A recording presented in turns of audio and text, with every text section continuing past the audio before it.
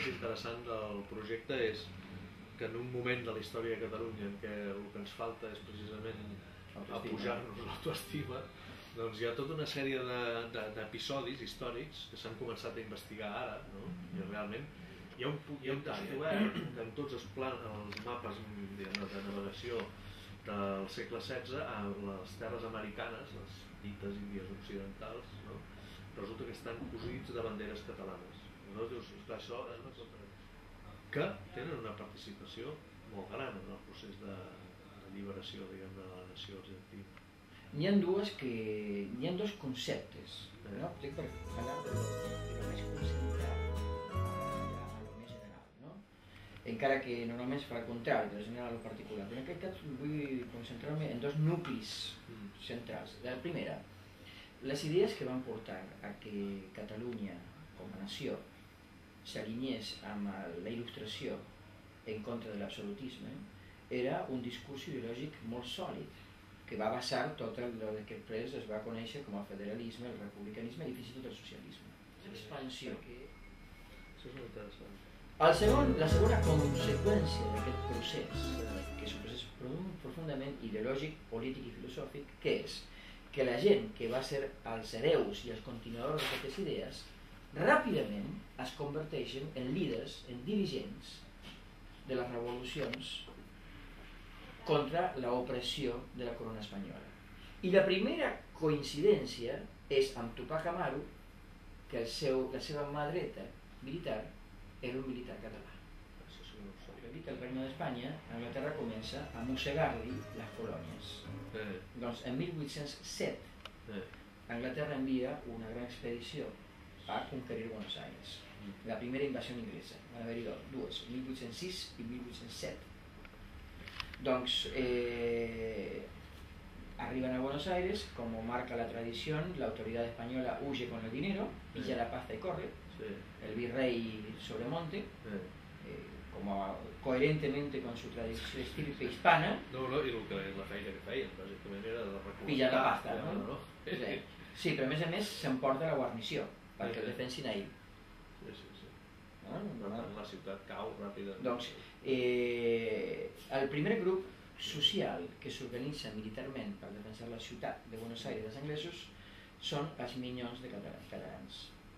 Es formen dos grups, un que estava sota l'admonició de la Moreneta, que eren els Minyons de Catalans, que era la gent catalanista religiosa vinculada a Montserrat, i los voluntarios urbanos de Catalunya, que eren aquest assaig d'una mobilització militar contra una potència, contra Anglaterra, que era la màxima potència militar, fa pujar l'autoestima i fa reeixir els nous líders de la revolució, del que després seria la Revolució de Maig, a 1810.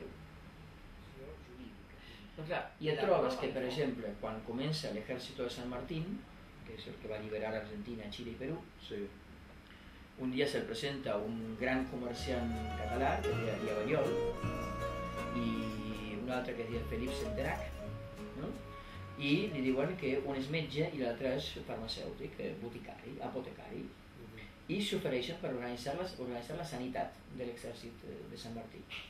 San Martín le diu, mire, me parece muy bien todo lo que ustedes saben, pero no tengo... No tenim un duro. No, nosaltres portem el nostre or.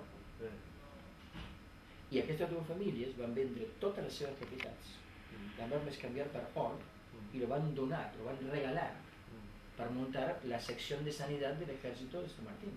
I l'única condició que van posar era que els donguessin sou de capità per viure i alimentar la seva família. Sí. Això no passa molt sovint. Ni ara ni...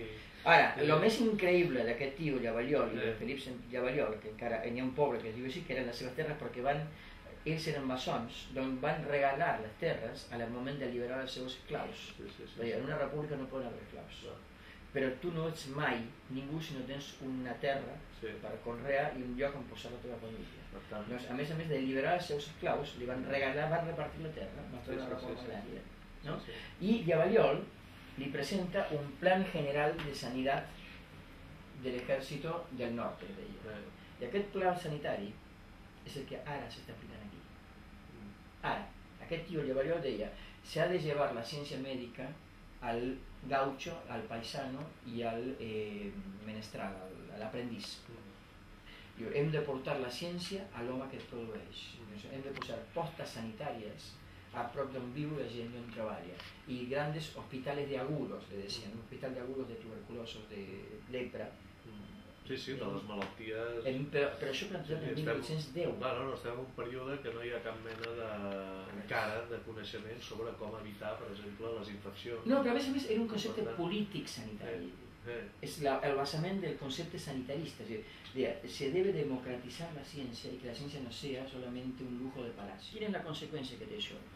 Si tomem 1714, 1810, 97 anys després, les idees que van estar derrotades a Barcelona no tan sols van reeixir, sinó que se van expandir i van donar el basament ideològic per lo que ara és la República Argentina.